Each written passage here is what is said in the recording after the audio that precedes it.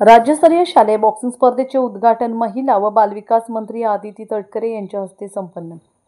महाराष्ट्र शासनाच्या क्रीडा व युवक सेवा संचालनालय पुणे आणि रायगड जिल्हा क्रीडा अधिकारी कार्यालय व जिल्हा क्रीडा परिषद यांच्या संयुक्त विद्यमाने जिल्हा क्रीडा संकुल नेहुली रायगड अलिबाग येथे राज्यस्तरीय शालेय बॉक्सिंग स्पर्धेचे उद्घाटन महिला व बालविकास मंत्री आदिती सुनील तटकरे यांच्या हस्ते शुक्रवारी संपन्न झाले।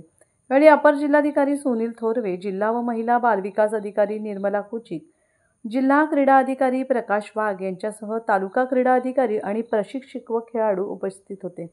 यावेळी महिला व बालविकास मंत्री आदिती तटकरे म्हणाल्या की पुढच्या कालावधीमध्ये आपल्याला kabaddi, kho kho, table tennis, handball या स्पर्धांचे आयोजन करायचे आहे। यासाठी जिल्हा नियोजन अंतर्गत विशेष निधी उपलब्ध करून देण्यात येईल। या स्पर्धेसाठी बॉक्सिंग किट उपलब्ध करून दिली असून या स्पर्धेमध्ये मुंबई आणि कोकण विभागातून 4 खेळाडू सहभागी होत आहेत।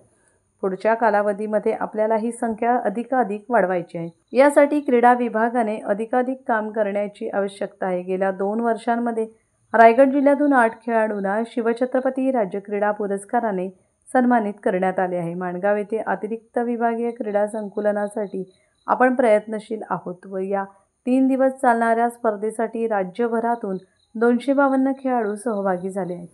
जिल्ह्याच्या क्रीडा संकुलाची इमारत ही खेळाडू व क्रीडा विभागासाठी एक अत्यंत महत्त्वपूर्ण इमारत आहे। क्रीडा विभागाकडून साधारणपणे 15 कोटींचा प्रस्ताव मंत्रालय स्तरावर पाठवण्यात आला आहे।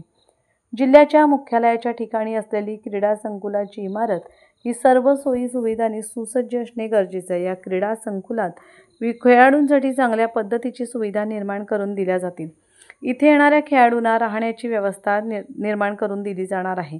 क्रीडा संकुलात आवश्यक असलेले सोयी सुविधा उपलब्ध करून देण्याकरता जिल्ह्यातील सेवाभावी संस्था, कंपन्यांच्या CSR फंडातून निधी उपलब्ध करून देण्यासाठी प्रयत्न केले जाणार आहेत। या कार्यक्रमाचे प्रास्ताविक जिल्हा क्रीडा अधिकारी प्रकाश वाघ यांनी केले। कार्यक्रमाची सुरुवात दीप प्रज्वलाने करण्यात आली। जिल्ह्याचं क्रीडा संकुल हा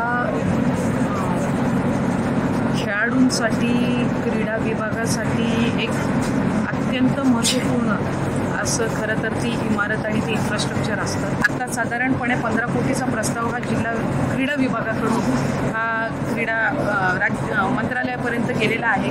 मी स्वतः क्रीडा विभागाच्या मंत्री महोदयांकडे पण त्या संदर्भातला पाठपुरावा करत आहे। साधारणपणे 15 कोटीचा आराखडा हा या जिल्हा क्रीडा संकुलाचा प्रस्तावित झालेला आहे। त्याच्यामध्ये सिंथेटिक ट्रॅक, स्विमिंग पूल आणि खेळाडू जे येतात त्यांच्यासाठी राहण्याची सुविधा, कारण इथं पलीकडे जे आपलं इन्फ्रास्ट्रक्चर आहे हे कोविडच्या कालावधीमध्ये आपण CC सेंटर म्हणून त्याचा वापर केला, कोविड सेंटर म्हणून वापर केला।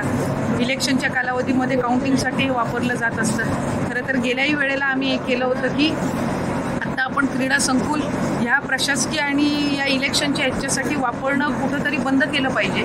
त्याच्यासाठी एक स्वतंत्र इन्फ्रास्ट्रक्चर हे जिल्हा प्रशासनाकडून किंवा शासनाकडून होणं हे त्या ठिकाणी निश्चितपणाने गरजेचं आहे। कारण क्रीडा संकुल म्हटलं की त्याचा वेगवेगळ्या गोष्टींसाठी जर वापर झाला तर तिथली मॅट असते, तिथले इतर जे साहित्य असतं हे कुठं ना कुठं तरी डॅमेज होतं आणि मग त्याच्यावर आणखीन दुपटीने खर्च करावा लागत असतो। तर त्याची दक्षताही जिल्हा प्रशासन आणि लोकप्रतिनिधी म्हणून आम्ही पुढच्या वेळेला निश्चितपणाने घेऊ। पण आत्ता जो 15 कोटीचा आराखडा आहे याला साधारणपणे जो काही प्रस्ताव पाठवलेला आहे याच्यामध्ये खेळाडूंची राहण्याची जी सुविधा आहे ती चांगली करणं, सिंथेटिक ट्रॅक आणि स्विमिंग पूल ह्या गोष्टींमध्ये तो या 15 कोटीमध्ये ते आपण आधी पहिल्या टप्प्यामध्ये करून घेणं आणि मग ॲडिशनल ज्या बाबी आहेत याच्यामध्ये आपण पुढच्या याच्यामध्ये निश्चितपणाने अधिकाधिक निधी हा त्याच्यासाठी आपण आणू शकतो। काही सेवाभावी संस्था आहेत, काही खेळाप्रती असणारे काही कंपनीज आहेत, यांच्याकडून सुद्धा पुढच्या कालावधीमध्ये CSR फंड हा चांगल्या पद्धतीनं उपलब्ध करून हे सुसज्ज करणं ही निश्चितपणाने आमची जबाबदारी आहे। हे क्रीडा संकुल अलिबागला येणारे पर्यटक, अलिबागला वाढणारी लोकसंख्या, खेळाडूंची संख्या ह्या दृष्टिकोनातून हे इन्फ्रास्ट्रक्चर आपण स्ट्रॉंग करणं किंवा ते सक्षम करणं हे गरजेचं आहे। पण आम्ही नक्कीच ते पुढच्या कालावधीमध्ये करू आणि एक चांगल्या पद्धतीची सुविधा ही खेळाडूंसाठी त्यानिमित्ताने उपलब्ध करून देणार।